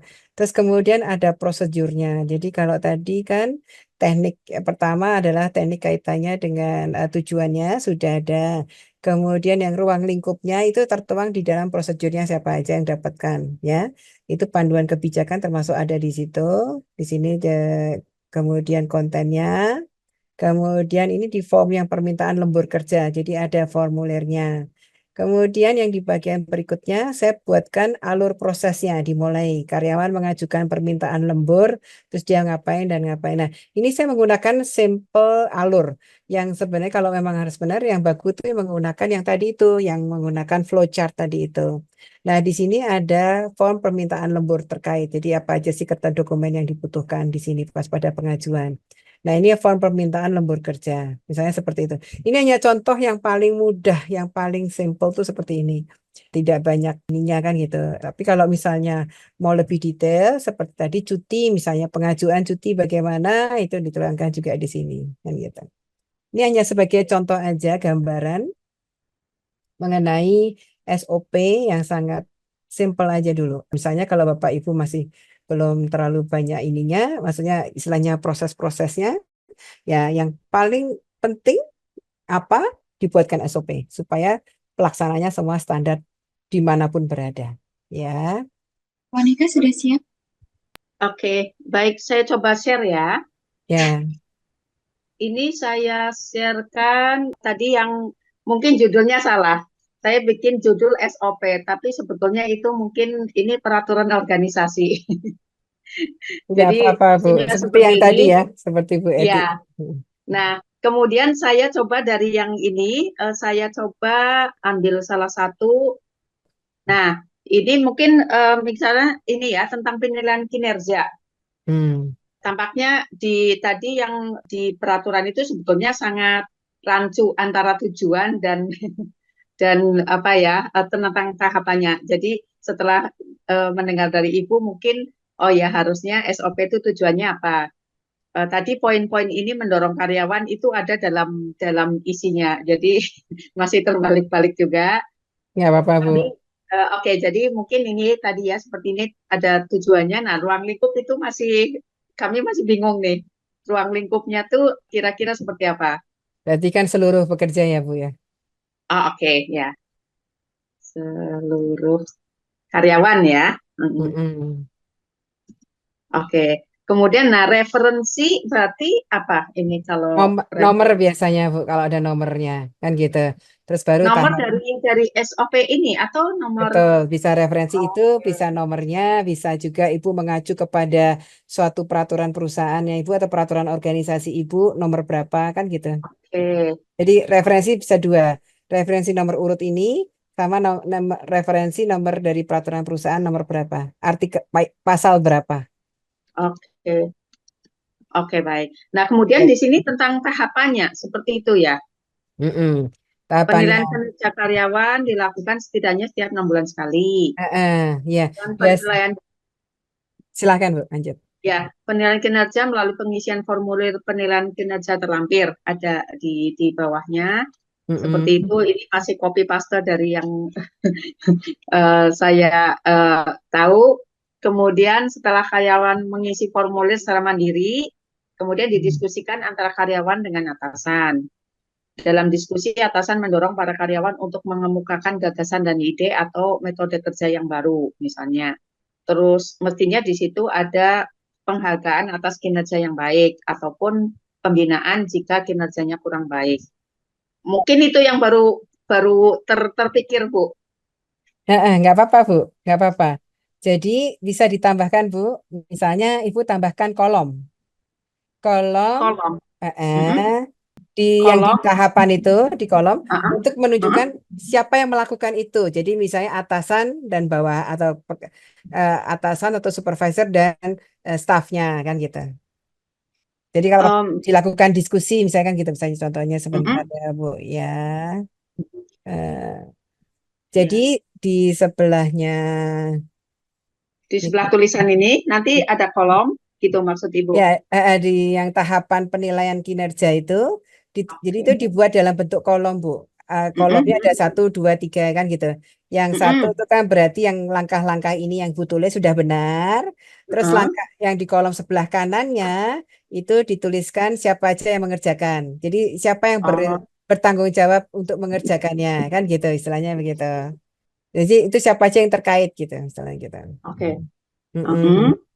Mm-mm. Kalau Ini tahapan ya. ini tahapan. Mm-mm. Kemudian Tahapannya yang di apa? sini, Yang di bawah tahapan sesuai dengan A, B, C, D, E, F-nya Ibu ya. itu. Uh-uh. Terus yang dikerjakan misalnya penilaian kinerja karyawan dilakukan setidaknya setiap 6 bulan sekali. Jadi yang sekarang Mm-mm. yang siapa yang mengerjakan atau kita sebut PIC ya Bu ya, person in charge gitu ya. Oke. Siapa yang mengingatkan berarti SDM atau kalau nggak ada SDM bagian apa administrasi atau bagian siapa kan gitu. Nah, nanti Mm-mm. penilaian kinerja melalui pengisian form. Nah, form itu kasih gambarnya formnya di mana bisa dilihat, terus kemudian siapa yang membagikan atau mereka bisa menarik sendiri, misalnya di websitenya organisasi gitu kan, gitu. Nah, itu Oke. jadi yang Misalnya kolomnya gini, ini keterangan ya. ini yang keterangan, kolom ketiga keterangan betul sekali. Oh, Mm-mm. Ada yang menyampaikan kolom keempat yang itu tadi flowchart, tapi flowchart bisa di belakang nggak ada masalah. oke. Oke, Kemudian oke. setelah Mm-mm. karyawan mengisi form, nah ini kan berarti langkah berikutnya kan. Jadi berarti Mm-mm. ini yang PIC-nya PIC Bu, bukan PIK. PI, Ah, Person in Charge. C, judulnya, kolom kedua, kolom tengah. Nah, oke. Jadi nanti misalnya yang C gitu ya. Setelah karyawan mengisi, mm-mm. berarti sebelum ini kan penilaian kinerja terlampir kan gitu, penilaian kinerja. Jadi karyawan melakukan, jadi harus pakai kata tadi kan gitu. Karyawan Oke. mengisi gitu, langsung bukan setelah mengisi Mm-mm. tapi kan harus dilakukan pengisian dulu kan berarti Ya. karyawan mengisi dulu. Jadi yang C itu kalimatnya agak apa diubah menjadi karyawan mengisi formulir yang sudah tersedia kan tadi kan B-nya kan formulir kan. Nah, gitu. Mm-mm. Jadi kemudian C-nya adalah karyawan mengisi berarti PIC-nya adalah Mm-mm. kerja atau karyawan gitu. Mm-mm. Baru langkah yang C itu karyawan memberikan, misalnya gitu, memberikan formulir yang sudah diisi kepada atasan kan gitu. Berarti di situ PIC-nya adalah karyawan tetap kan gitu. Gitu. Jadi gitu Bu ceritanya. Kira-kira seperti itu. Oke, Ya. Sudah punya bayangan Bu kira-kira? oke, oke, ya. Jadi seperti tadi langkah-langkah dalam pembuatan dan contoh pembuatan harus dengan menggunakan istilah kalau tujuan ya, mengisi, Mm-mm. membuat, Mm-mm. memberikan. Jadi ada kata kerjanya gitu lah melakukan itu. Sehingga orang-orang yang PIC ini atau siapa yang mengerjakannya itu atau ruang lingkup misalnya kayak contoh formulir yang tersedia ada di mana misalnya keterangannya website atau di SCM atau di bagian admin atau di mana kan gitu kalau masih menggunakan manual ya. Mm-mm. Mhm. Mm-mm. Yang D berarti mungkin karyawan bersama atasan membuat jadwal untuk pertemuan gitu ya. Ya, betul sekali. Jadi berarti PIC-nya tetap karyawan dan atasan. Mhm. Gitu, jadi harus PIC-nya karyawan kan gitu. Karena karyawan itu kan sebagai owner, kalau dalam penilaian kerja ini kan dia merasa harus dinilai kan. Ya dia harus memiliki dulu, Ya. bukan atasan kan gitu. Atasan kan hanya ini, tapi atasan berkewajiban memberikan feedback atau penilaian kan gitu untuk kemajuan si pekerjanya atau karyawan tersebut kan gitu. Mm-mm. Bu Ari, aku mau nanya dong. Eh, Monggo. Ini apa di kami itu sekarang kan sudah untuk kaitannya dengan HR ini sudah menggunakan software ya, itu yang Mekari itu. Nah, Mhm. itu kan sudah mulai dari pengajuan cuti juga tinggal klik di situ, nanti Oh, sudah langsung gampang. ngelink ke apa dia atasan langsungnya siapa yang harus approve gitu, itu udah langsung ngelink ke emailnya, minta approval gitu-gitu. Nah, Mm-mm. kalau itu apakah juga itu perlu dituangkan dalam SOP atau gimana ya? Karena Ya, kami misalnya kehadiran juga udah langsung ini cuti, fingerprint ya. kemudian Mm. reminder untuk penilaian kinerja segala itu udah langsung dari aplikasi muncul gitu. Iya, iya, betul sekali, Bu Eti ya. Jadi memang Hmm, tetap harus dilakukan SOP. Itu sebagai guidance-nya. SOP-nya hmm, bisa dalam bentuk elektronik, ya kan? Bisa dalam buklet kan gitu. hmm, Jadi tahu caranya gimana sih caranya menggunakan alat ini kan gitu atau sistem ini misalnya hmm, sistem sistem pengajuan cuti kan ada dijelaskan di hmm, SOP gitu, Bu. Heeh. hmm. Walaupun sudah ada, tapi kan kalau cuma dikasih tunjuk, oh ini loh kamu harus klik klik klik klik klik klik, ini kan hanya sesaat nggak ada panduannya gitu loh Pak. Jadi istilahnya Oh, harus dituangkan di dalam SOP. dituangkan, Ya, dinarasikan dalam SOP ya. iya Oke. betul. Jadi langkah-langkah siapa nanti termasuk atasannya kan dia otomatis juga membaca kan. Berarti kalau ada tiba-tiba muncul, oh ini apa yang harus kulakukan kan gitu kan misalnya gitu. Hmm. Nah, dia bisa membaca panduan mengenai cuti tadi gitu, istilah di SOP. Oke. Jadi lebih baik nanti dibikin seperti ini tabel, seperti yang Bu Hmm. Monica buat ini. Nah nanti kan jelas tuh siapa yang bertanggung jawab untuk mengerjakan apa atau di Hmm. mana saya mendapatkan dokumennya kan gitu atau formulirnya kan seperti itu. Jadi gampang gitu. Jadi bisa referensinya itu ada gitu loh, misalnya gitu. Jadi misalnya kayak tadi Ibu Etik yang bilang sudah ada sistem dalam pengajuan Ketenagaan. kepengajuan cuti misalnya kan gitu pengajuan Hmm. cuti. Nah itu ada di mana? Harus ngelink kemana kan gitu. Nah gitu misalnya gitu. Heeh. Oke, terima kasih. Sama-sama. Iya, mungkin saya bisa stop screen ya, Bu ya. Silakan, silakan. Terima kasih. Terima kasih Bu Monica. Ini bisa untuk acuan ya Bu. Referensi juga buat Bapak dan Ibu. Semudah ini istilahnya gitu lah membuat SOP.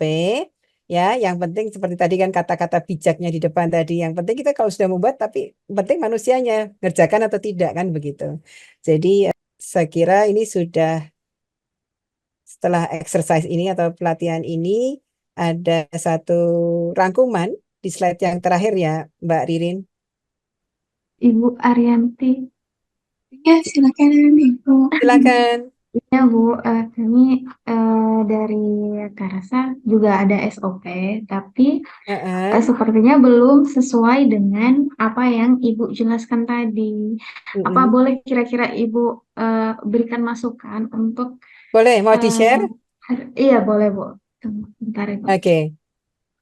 Kami punya SOP, cuma sepertinya belum sesuai dengan aturan pembuatan SOP yang Ibu Arianti jelaskan tadi. Nah, saya hanya ingin minta pendapat atau masukan dari Ibu, kira-kira apa yang harus saya lakukan dengan SOP kami ini agar bisa menjadi lebih baik lagi ke depannya. Oke, baik. Nah, iya, Coba iya, bisa minta tolong dibuka dulu misalnya. Oh, ini lebih kepada peraturan organisasi kalau saya lihat selintas ya. iya, Coba, iya, iya, Bu. jadi ini persis kayak tadi yang Bu Monika dan Bu Eti. Coba tolong dilanjutkan. Yang namanya SOP seperti Mbak tadi sudah lihat kan ya, Bu Linda ya. Yang tadi contohnya. Iya, Eh, eh. Coba kita iya, Bu. masuk ke Hmm? istilahnya ini coba sebentar. Masalah cuti aja yang paling gampang. Atau pengajuan lembur lah, pengajuan lembur. Tadi kan juga ada kan saya pengajuan lembur. Iya, Atau cuti aja boleh, cuti. Cuti gampang. udah cuti ya, Bu ya. Eh, eh. Ini Bapak dan ini Ibu-ibu sudah memiliki peraturan organisasi. Ini bagus banget ini. Bu Eti, Bu Monika, sekarang Bu Linda sharing, terima kasih. Jadi libur cuti dan izin masuk kerja. Ya, ini lebih kepada peraturan kalau saya baca di sini, ya Iya, kan? iya. Nah, Ibu tuangkan dalam bentuk tadi itu yang seperti dicontohkan oleh Ibu Monika. Jadi ada tujuan seperti yang guidance yang saya sampaikan. Tujuannya apa? Kan gitu kan SOP cuti ini. Tujuannya adalah untuk mempermudah atau memberikan apa proses mudah bagi seluruh pekerja dalam permohonan cutinya, misalnya seperti itulah kata-katanya ya. Terus apalagi, jadi gampang dituliskan di situ. Terus kemudian Ibu tuliskanlah ruang lingkupnya ini ini dipergunakan untuk siapa? Seluruh pekerja misalnya. Tapi kecuali kalau misalnya di peraturan Ibu ada perbedaan untuk para direksi ya berarti nggak usah kan gitu kan berarti kan gitu. Jadi direksi lain lah cara pengaturannya. Tapi kalau untuk semuanya ya termasuk direksi ya berarti seluruh pekerja atau seluruh karyawan misalnya gitu. Terus kemudian di dalam berikutnya adalah referensi. Referensi ini kepada mana? Referensi berarti kepada peraturan organisasi yang Bu Linda tunjukkan ini sama nomornya berapa nanti kan dituliskan kan gitu. Nah, berikutnya baru memberikan tahapannya kan gitu, tahapan proses SOP-nya seperti yang tadi Bu Monika bikin saya minta tolong untuk bikinkan kolom tadi. Jadi kolom pertama proses langkah pertama ngapain? Jadi proses langkah pertama kalau untuk pengajuan cuti berarti ini peraturannya gimana ini tadi cuti kan gitu. Jadi langkahnya apa pertama? Terus kedua apa? Misalnya mengisi formulir terlampir atau formulir ada di mana sisi bentuk formulirnya, misalnya seperti itu. Terus nomor dua, pekerja mengirim formulir tersebut. Kalau ini bagi yang belum mempunyai sistem ya, kayak Bu Etik kan sudah mempunyai sistem, jadi gampang aja tinggal masukkan kan gitu. Nah kalau ini kan berarti formulir jadi hard copy-nya yang sudah diisi disampaikan kepada atasan untuk disetujui. Berarti PIC-nya siapa karyawan dan atasan. Kemudian setelah selesai terus memberikan formulir kepada sumber daya manusia atau kepada bagian administrasi. Berarti PIC-nya siapa karyawan kan gitu. Dan juga bagian admin. Berarti kan bagian admin harus merekodnya kan gitu. Keterangannya kan gitu. Diserahkan kan gitu. Berikutnya lagi langkah berikutnya kan gitu. Misalnya ada apa? Kalau misalnya organisasi itu memberikan tunjangan cuti berupa tiket kan gitu. Jadi kan langkah berikutnya apa? Berarti eh, untuk cuti jadi mengajukan hak apa? Saya mengajukan hak tunjangan cuti gitu siapa? Berarti pekerja kan gitu atau karyawan kan gitu. Kepada siapa? Admin jadi gitu. Jadi dijelaskan seperti itu. Ya tahu kira-kira jelas ya gambarannya Bu Linda. Jelas sih, Bu. Jelas, Heeh, jelas. seperti tadi loh kolom 3 kolom Iya, iya. kita jelaskan. Itu aja sih. Jadi clear jelas. Nah, setelah itu selesai prosesnya itu dibentuk bagannya, alur prosesnya. Jadi kayak tadi menggunakan simbol-simbol kalau kesulitan bikin kotak aja biasa gitu. Tinggal nanti di sebelahnya dituliskan keterangan ini formulirnya apa, ini apa kan gitu. Karena kan kadang-kadang ada yang sudah familiar dengan menggunakan flowchart ya. Ada yang sama sekali belum familiar sehingga hanya proses kotak-kotakan aja yang tulis. Seperti tadi saya gambarkan dalam bentuk yang simple tadi itu yang kaitannya dengan pengajuan izin lembur itu tadi itu. Itu kan gampangnya. Gitu. Ini sudah ada berarti Ibu sudah memiliki yang namanya peraturan organisasi. Terima kasih sharingnya Bu Linda, ini bagus. Sekarang ini dijadikan Terima kasih. referensi untuk nanti pembuatan SOP-nya. Jadi SOP lebih teknik, lebih detail dan dijelaskan proses alurnya kan gitu. Terima kasih banyak Ibu Arianti Sama-sama. untuk masukannya. Terima kasih. Bu Arianti, ini ada pertanyaan dari Bu Linda. Apakah ada kriteria tertentu yang harus diperhatikan dalam membuat SOP? Oke, tadi kriterianya sudah ada kan tadi waktu saya sampaikan di depan waktu presentasi. Yang paling penting adalah mudah dimengerti, mudah dijalankan, dan siapapun yang terkait harus dimasukkan di situ, ya kan? Jadi siapa yang role-nya, jadi peran-perannya siapa saja itu harus clear kan gitu. Dan kelanjutan kemana itu prosesnya itu berurut, beruntun, bukan yang tidak beruntun ya. Jadi misalnya habis diisi terus misalnya ditandatangani, tapi kan harus mengajukan cuti kepada atasan. Jadi kayak benar-benar kalau orang membuat panduan gitu. Itu namanya SOP, itu panduannya gimana langkah-langkahnya gitu. Itu Bu. Terima kasih Ibu. Oke, sama-sama. Ada yang lain? Terima kasih Bu Arianti. Sama-sama. Ini masih ada yang bertanya Silakan. dari Kak Audina, kalau perbaikan SOP biasanya dilakukan berapa lama? Ya, baik. Terima kasih Bu Adina. Jadi seperti tadi alur proses yang tadi saya tunjukkan, Bu Audina, ini kan adalah langkah-langkahnya. Kapan bisa dilakukan? Itu pada saat Ibu melakukan sosialisasi, ketahuan itu sudah cocok atau belum.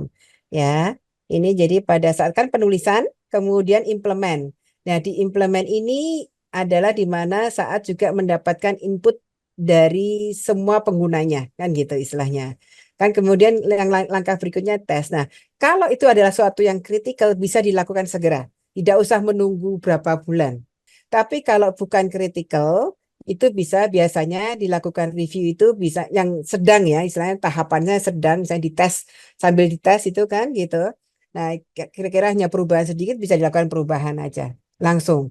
Intinya tidak perlu menunggu. Tapi kalau sifatnya tidak dampaknya kuat ya nanti, kalau memang perubahannya agak lumayan, nanti masih kelihatan pas pada saat review terus. Review itu adalah monitor ya, dimonitor. Bisa setahun sekali, bisa 2 tahun sekali. Tergantung. Biasanya kalau yang sudah fix biasanya 2 tahun itu paling paling lambatnya itu di 2 tahun direvisi gitu, direview lah gitu misalnya. Tapi kalau sifatnya yang misalnya prosesnya berubah sangat drastis, misalnya itu harus segera dilakukan gitu. Itu atau yang sedang-sedang saja. Misalnya saya ngambil contoh yang sedang-sedang saja, misalnya gini. Sekarang ini perusahaan akan menerapkan seperti tadi Bu Etik mempunyai sistem yang pengajuan cuti melalui online kan gitu, nggak perlu pakai kertas kan gitu. Nah, berarti kan ada pembuatan sistemnya. Sistemnya ready kapan? Mundur aja gitu perubahan. Jadi SOP-nya ya disesuaikan, kira-kira akan diimplementasi di bulan Januari tahun 2025. Mulai sekarang sudah mulai disusun dulu gitu. SOP-nya masih sama nggak? Hanya dijadikan apa materinya berbeda, yang tadinya kertas menjadi sistem kan gitu.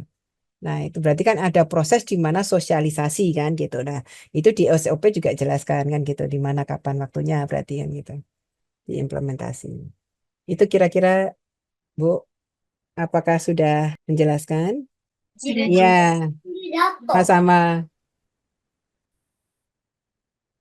Mungkin Oke. ini ya, sebelum closingan statement dari Bu Arianti, aku izin memfoto dulu teman-teman sebagai dokumentasi kami. Diharap teman-teman menyalakan kameranya. Oke, aku mulai ya. Ada yang tertarik sekali dengan SDM, Bu. Jadi saya ajak. Satu, dua, tiga. Sekali lagi. Satu, dua, tiga. Baik. Aku serahkan ke Bu Arianti lagi. Untuk rekapnya ya, rangkuman apa key takeaway-nya. Baik, ini takeaway-nya. Jadi yang apa yang kita bahas kali ini, yaitu pertama, SOP ini jangan dilewatkan. Ini sangat penting karena ini sebagai panduan.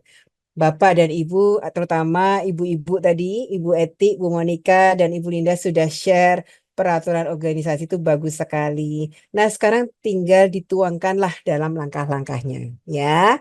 Oke, terus kemudian yang kedua, SOP ini memberikan instruksi yang jelas, terperinci, jadi rinci gitu ya, apa saja.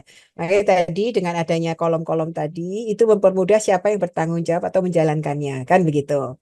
Nah, kemudian yang key takeaway yang ketiga, in actual world, jadi pada kenyataannya SOP itu tidak di SDM seperti yang tadi saya sampaikan. Ada terutama khususnya di pabrik, karena pabrik itu fatal sekali kalau nggak ada SOP. Karena memencet tombol salah pun akan menjadikan fatal seluruh operasinya. Termasuk juga kalau di organisasi tentunya juga ada yang mungkin fatal kan di operasinya kan gitu. Jadi harus langkah-langkah apa yang harus dilakukan. Jadi tidak hanya SDM saja. Kalau Bapak dan Ibu bertanggung jawab atas adanya SOP ini atau sebagai reviewer termasuk tim review SOP, nah ini mungkin bisa di-share langkah-langkah tadi itu ya. Kemudian yang berikutnya yang juga penting adalah dengan adanya SOP yang efektif, jadi kembali lagi kalimat yang dipakai di SOP itu harus jelas, rinci ya, dan dapat dimengerti dengan tidak perlu banyak interpretasi. Jadi sebaiknya kalau akan menerapkan SOP ini adanya sosialisasi terlebih dahulu. Dan yang terakhir, tentunya dengan adanya SOP ini mudah-mudahan dapat memberikan produktivitas kerja yang lebih bagus dan juga akan bisa menjadikan integrasi yang ke bagian-bagian yang lainnya. Itu kira-kira Mbak Fahira sebagai rangkuman dari saya. Baik, terima kasih banyak Bu Arianti. Aku juga mau ngucapin terima kasih banyak pada teman Sama-sama.